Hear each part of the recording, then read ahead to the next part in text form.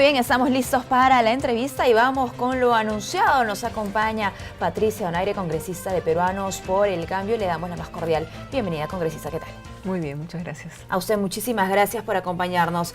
La reforma electoral regresa a la agenda nacional y por supuesto estamos contentos. Escuchamos de reforma electoral, muchas bancadas lo mencionan nuevamente. Se ha hablado de financiamiento partidario en los 57 puntos, ¿no? De acuerdo en la 8ª Cumbre de las Américas, y en la reciente reunión que han sostenido con el premier César Villanueva se ha pedido también la inclusión firme de la reforma electoral. Cuéntenos.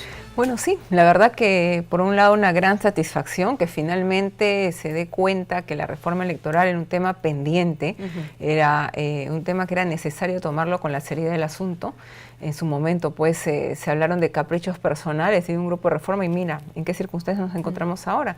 En que inclusive los presidentes que han estado en la cumbre nos llaman la atención sobre la necesidad de hacer una reforma integral en la que incluso se contemplen aspectos de sanciones penales efectivas para aquellos aportes que vengan pues de fuentes ilícitas. Y en el caso particular de Peruanos por el Cambio, se ha hecho una propuesta al premier Villanueva que el presidente de la República pueda pedir al Congreso delegación de facultades también en el tema de reforma electoral, pero no para hacer simplemente parches a la legislación, sino de recoger la propuesta del jurado, la propuesta del grupo de trabajo y qué sé yo, alguna propuesta integral que pueda tener el propio Ejecutivo después de analizar ambos aspectos y opiniones de expertos y presentar una auténtica legislación electoral unificada, que es la que necesita el país. Esta toma de decisión se esperó hace mucho, sin embargo nunca es tarde, ¿no? Y siempre existe la oportunidad, claro, estamos ya con un proceso electoral encima, a meses nada más de las elecciones regionales y municipales, sin embargo hay que mirar también a futuro y no esperar que vengan más meses encima. Definitivamente, yo creo que ya se han perdido valiosos meses para que esta legislación integral pueda tener vigencia en las elecciones regionales y municipales. Y ahora que estamos también ya pocos años de un proceso de elecciones generales, creo que estamos aún a tiempo de poder tener las reglas electorales claras, ¿no? También anunciarte al respecto que hemos presentado como bancada el proyecto de ley que incorpora como delito el financiamiento ilegal de partidos políticos. Entonces creo que con eso nos sumamos ya también otras bancadas que tienen una propuesta similar y que esperemos que finalmente se apruebe, ¿no? Porque es muy fácil recibir aportes de fuentes prohibidas y finalmente no ser sancionados efectivamente más que con una multa, que es un saludo finalmente a la bandera. No, por supuesto, además que hay que decirlo, ¿no? Si la multa tiene una pena de dinero, el dinero aquí no es problema. No. Lamentablemente el dinero se consigue. Obviamente. ¿No? Y lo que hay que hacer es establecer una serie de candados. Usted ha dicho algo muy cierto. Lamentablemente la coyuntura política, y decimos lamentable porque no habría que esperar a que la coyuntura nos demuestre que la reforma es necesaria. No solo porque es una reforma electoral, sino porque es una reforma política y ya se está entendiendo como tal. Creo que recién se está entendiendo la dimensión, la importancia que tiene la reforma, porque en un principio simplemente se tomó como algo que podía hacerse algunos ajustes y que no necesitaba de una revisión completa de la legislación electoral como la que planteaba efectivamente el jurado. Pero y en el tiempo nos han dado la razón a todos los actores de la reforma, no hemos sido solamente pocos, han sido varias organizaciones, inclusive asociaciones civiles interesados en este tema para mejorar la legislación en el país. Lo importante ahora es que también la población pueda respaldar que este tema pueda finalmente abordarse en el Congreso, pueda debatirse, porque igual, así del Congreso depende primero que le dé delegación de facultades al Ejecutivo, ¿no? Del Ejecutivo dependerá hacer o no la reforma electoral si es que le dan esa delegación de facultades. Y aún así, después tiene que pasar por el Congreso para que el Congreso revise si se ha actuado conforme al pedido de delegación. Es decir, todavía nos queda un procedimiento por recorrer y ojalá sea positivo para dar una muestra de querer trabajar y hacer cambios importantes, ¿no? Y si el escenario se mostrase positivo, que es lo que esperamos todos, los entes electorales, los ciudadanos, organizaciones, algunos legisladores también, por supuesto, ¿cuáles tendrían que ser las prioridades? Porque este ha sido siempre un punto de discusión, ¿no? Se hablaba primero de las reformas netamente electorales y luego las constitucionales y en fin, en ese camino, digamos que las prioridades, no sé si no se dibujaron bien y muchas cosas quedaron de lado. Hay muchas cosas de lado. La reforma implica también reformas constitucionales. La población en este momento también está exigiendo requisitos mínimos para ser elegidos como sus representantes a raíz de todos estos escándalos y situaciones ocurridas en el Congreso, y creo que hay que darles la razón. Se exige también una nueva definición de la distribución electoral en el país. Me refiero a los distritos electorales, ¿no? Porque ya la gente no se siente representada. Exacto. Se vota y finalmente no sabe a quién ha elegido. Entonces un rediseño de los distritos electorales también es importante como parte de la reforma. De repente en Lima vamos a terminar con 12 distritos electorales que van a dar oportunidad a muchos ciudadanos desconocidos por otro millón de personas y que, sin embargo, sí son conocidos como líderes en sus sectores, poder llegar al Congreso y expresar la voluntad de un cierto sector. Y que la agenda de desarrollo responda también a esas necesidades. Por supuesto, necesitamos eso, necesitamos ver también el tema de la composición bicameral del Congreso, si es que hay voluntad de hacerlo. En cuanto ya a leyes que no están dentro de la reforma constitucional, creo que hay un ajuste ahí, el tema de dádivas que todavía queda por hacer, al tema de participación de los organismos electorales, una participación efectiva, no solamente facultativa. Como es en la actualidad. Así es, en las elecciones internas de los partidos políticos para designación de sus candidatos. El tema de las firmas que está siendo tan cuestionado, ¿no? Ya vamos a hablar de sus firmas en el siguiente. Vamos a ver, ¿no? si debería mantenerse el requisito del porcentaje de firmas o no mantenerse. Hay muchos países en los que ya no te piden nada de firmas, como es el caso de Colombia, pero sin embargo sí podrían hacerse otros ajustes para de alguna manera impedir también que las improvisaciones de presencias de movimientos circunstanciales en política. Entonces, todos esos análisis quedan pendientes. ¿Cómo elegir a los candidatos? ¿Eliminar o no el voto preferencial? ¿Hacer votaciones universales y simultáneas para definición de las listas de candidatos? Es decir, hay un escenario bastante amplio. El tema mismo que hemos tratado al inicio del financiamiento ilegal de las campañas. Los reportes financieros. Los reportes financieros, en qué momento hacerse, antes, después, permanentemente, el financiamiento público, que siempre hemos sostenido que tiene que fortalecerse el financiamiento público más que el privado, entendiendo que la mayor parte de gastos de campaña se dedican a la publicidad electoral, que es más o menos el 80% de los gastos. Reforzar ahí el tema de no solamente la franja electoral, sino cómo el Estado puede ayudar a la publicidad por igual de todos, ¿no? Porque ahora pues el que tiene más plata tiene más avisos publicitarios y el que no puede llegar al resto de la población de repente teniendo una mejor propuesta, ¿no? Y luego el financiamiento de las campañas en sí, más allá de temas de capacitación. Creo que esos importantes temas tienen que tocarse en un nuevo escenario de reforma.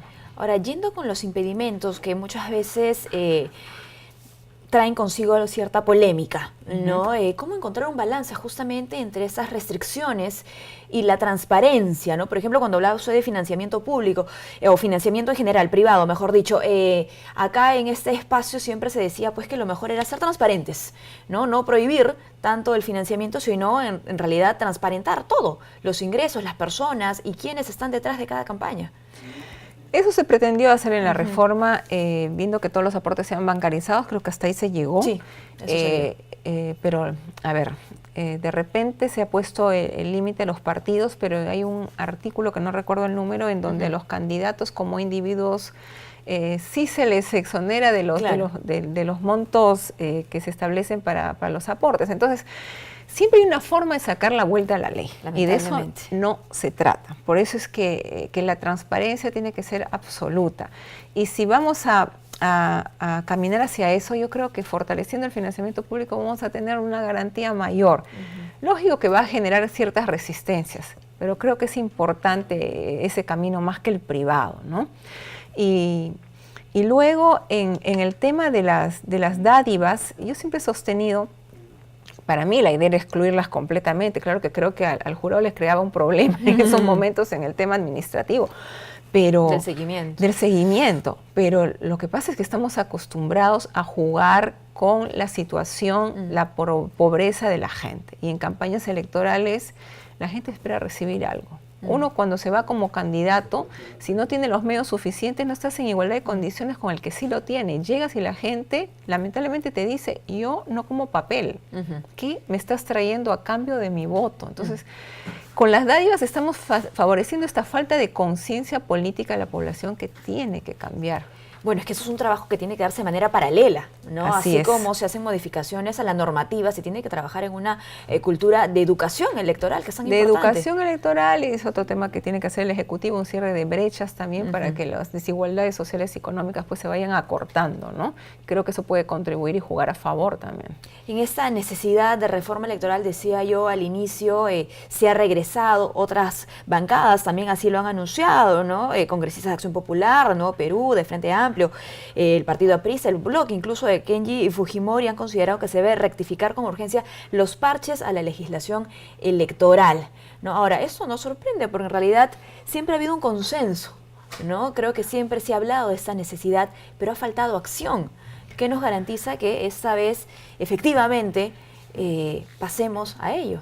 Lo que sucede es que cuando se nos encargó dirigir el grupo de reforma electoral, integrado por diferentes bancadas, y no había una mayoría de ninguna bancada, se trabajó concienzudamente hacia eso, hacia no hacer parches, hacia hacer una reforma integral. Lamentablemente se desintegró y en su momento los que defendimos con ímpetu la reforma, que fueron Johnny Lescano, Marisol Espinosa y Violeta, quien les habla, entonces, éramos pocos frente a una voluntad mayoritaria que no aceptaba una reforma integral por falta de tiempo, por cantidad de pretextos, ¿no? Entonces, eso también nos llama la atención de cuál sería el mecanismo para elegir a los congresistas para que el Congreso no tenga una mayoría absoluta nunca. Está fallando la forma de designación. El Congreso debería ser una muestra equilibrada de las diferentes fuerzas políticas sin que pueda haber un predominio de unas sobre otras. Y eso es una reforma que no está contemplada. No está contemplada y deberíamos hacerlo con expertos que nos digan qué fórmula emplear, ¿no? Porque la cifra repartidora vemos que está fallando un poquito ahora, ¿no? Entonces no refleja en realidad la voluntad del ciudadano, igual que el voto preferencial. Bueno, y ahí tenemos que ver ya responsabilidades incluso compartidas. Por supuesto. ¿No? Desde el momento que también entregamos nuestro voto. Por supuesto. A un legislador. La población también tiene responsabilidad. A veces nos quejamos después, decimos, ¿cómo hemos elegido a este? No sabíamos quién era. Es que nos dejamos llevar también a veces por el sentimiento, ¿no? Los políticos muchas veces nos dicen, habla el sentimiento, que el sentimiento gana voluntades. Pero más allá de eso, yo creo que hay que ganarse en función de propuestas bien elaboradas, en función de antecedentes, no solamente formación académica, sino qué propuestas hemos hecho, cómo hemos trabajado en nuestra vida. Inclusive el tema de la honestidad y la honradez que está siendo cuestionado ahora último, todo eso tendría que apreciarse, ¿no? Es un poquito difícil, pero hay que caminar hacia ello. ¿Le parece que este es un momento idóneo para retomar una reforma electoral sistemática? ¿A qué me refiero con momento idóneo? Hablo de dos instancias, el Ejecutivo y el Legislativo. Siempre ha sido el momento de empezar la reforma. Hoy, claro, todo el mundo ve un Congreso muy amigable con el Ejecutivo, si hay la apertura o no, que hay la posibilidad de poder conversar y aceptar propuestas desde allí. La verdad que este Congreso amigable, en el sentido de conversaciones, siempre existió cuando los premieres llegaban y conversaban, tendían puentes y después resultaba lo contrario, ¿no? Te quitaban la alfombra. Entonces, yo espero que este ánimo de continuar en conversaciones, de tener un trato y un trabajo conjunto, permanezca y se sostenga en el tiempo. Si es así, el escenario de reforma pues resultaría positivo.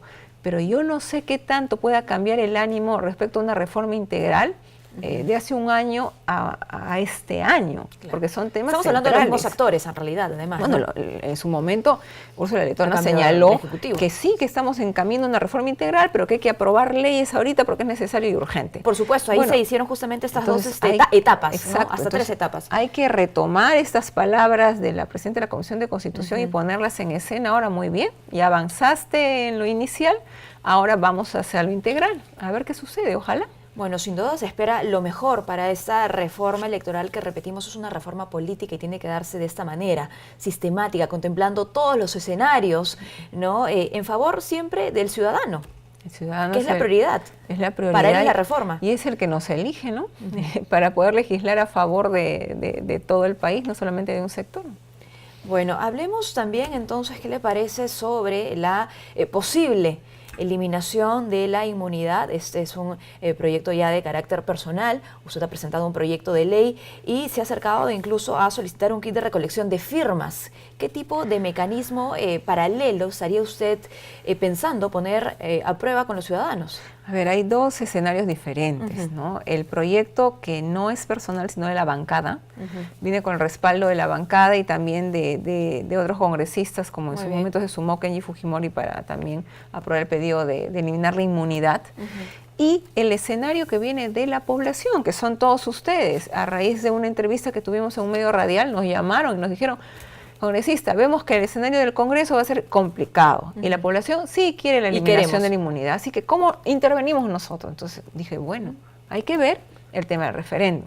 Entonces, consultando con expertos, nos entusiasmamos, pero consultando con expertos nos decían, no vamos a alcanzar los tiempos si vamos a ir por la recolección de los 2 millones y pico de firmas. Claro, porque esa era la proyección, ¿no? Exacto, entonces vamos por otro escenario que va a ser mucho más corto y más fácil en criterios de recolección. Entonces, vamos a ir por el tema de la iniciativa popular. El pueblo presenta su proyecto, que es el que vamos a someter a las firmas. Necesitamos solo 70.000 firmas para que el pueblo presente su proyecto. Lo llevamos al Congreso y la Comisión de Constitución tendrá que debatirlo. Si la Comisión de Constitución lo archiva o lo modifica, igual podemos pasar al referéndum para que la población diga, no, yo me ratifico de voluntad y cambiamos la Constitución. Así que ese será el camino y esperemos pues lograrlo, ¿no?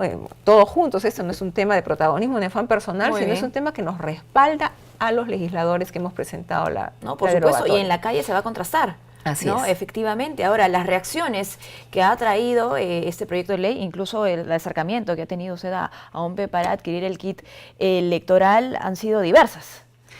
Positivas y absolutamente mayoritarias por el lado de la población, que la verdad que es lo que me interesa, porque estamos respondiendo a una voluntad popular. O sea, el pueblo nos elige y hay situaciones en las que hay que oír al pueblo definitivamente, que es la mayoría de los casos, ¿no?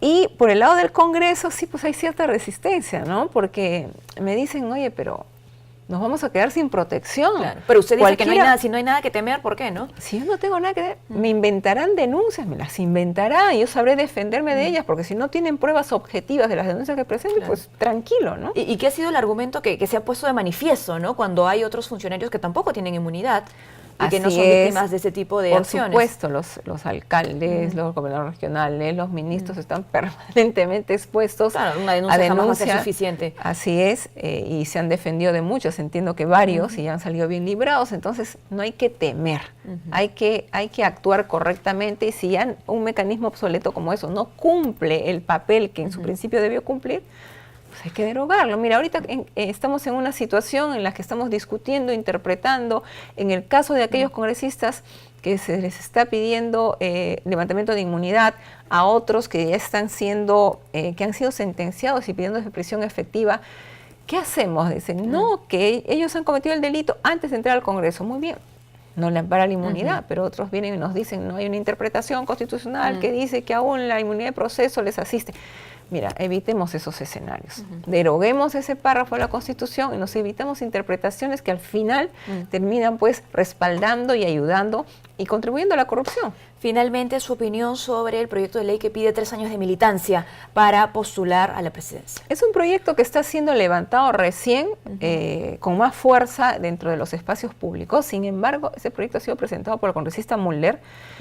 Cuando iniciamos el trabajo de reforma electoral, inclusive lo expuso en el grupo de trabajo, y lo que pretende pues es que tengan 3 años de militancia para poder postular. Sí. Ahora, el sentido de fortalecer los partidos políticos se puede entender porque se quejan, pues no nos invitan a muchos y después terminas renunciando, te vas a otro grupo político, qué sé yo. Entonces, si tienes 3 años de militancia, eso, entre comillas, de alguna manera va a garantizar tu permanencia, tu formación partidaria, etc. Quizás, puede ser. Pero en este escenario, en donde además exige las firmas, el porcentaje de firmas para poder inscribirte como candidato, un candado adicional, prácticamente crea un mecanismo de asfixia para aquellos que están pretendiendo llegar a un cargo popular, ¿no? Claro. Y da una señal de estar direccionado. Yo no lo veo así, pero da esa señal. Muy bien. Y las señales son las que predominan en el ambiente político. Bueno, en todo caso vale la reflexión sobre el antídoto, ¿no? Y la enfermedad. Si efectivamente tenemos partidos políticos débiles, ¿qué es lo que necesitamos hacer en ese momento? La reforma electoral seguramente constituye uno de los puntos más importantes. Es el escenario más importante para hacer los cambios. Bueno, muy bien, congresista, muchísimas gracias por habernos acompañado. Hemos conversado con Patricia Donaire, congresista de Peruanos por el Cambio.